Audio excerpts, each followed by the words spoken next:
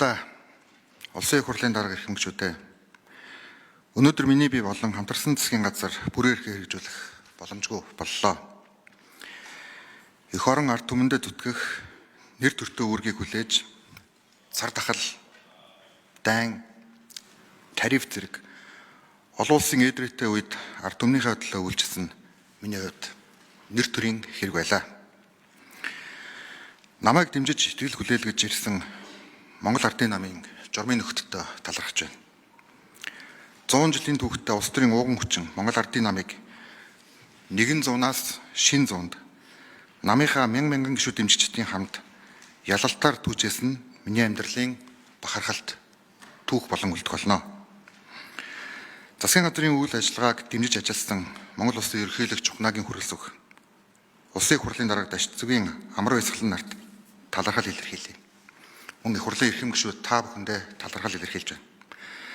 Салбар бүрийн төлөөлөл 126 гишүүн бүхий холимог тогтолцоотой парламентыг бүрдүүлэх, мөн хурдтай хөгжлийн төлөө зориг ураанд ор хамтарсан засгийн газрыг байгуулж олон жил гатсан төслүүдийг урагшлуулахад улс төрийн манлайлал хөдөлж хамтран ажилласан арчсан намын нийт гишүүд, арчсан намын дарга Лувсан намын Ган Төмөр танд, хүн намын дарга Тогмодын Дорж ханд танд болон парламентд суудалтай нийт намын удирдлагууд, эрхэм гишүүд мөн надтай хамтран ажилласан засгийн газрын нийт бүрэлдэхүүндээ бүх талаар дэмжиж ажилласан улсын их хурлын нийт удирдлагууд, улсын их хурлын эрхэм гишүүд та бүхэндээ чин сэтгэлийн талархал илэрхийлье. Дараагийн Монгол Улсын ерөнхий сайдын үйл хэрэг өрнүүн их замд нь амжилт хүсье. Дараагийн ерөнхий сайдын амжилт бол монголчууд бидний хамтын амжилт учраас бүх талаар дэмжиж хамтран ажиллах болно. Намайг дэмцээр ирсэн ард түмэндээ чин сэтгэлээсээ баярлалаа. Ил тод нээлттэй нийгмийн төлөө үзэл бодлоо илэрхийлсэн арчсан нийгмийн ирээдүй болсон залуучуудаа талархаж байна.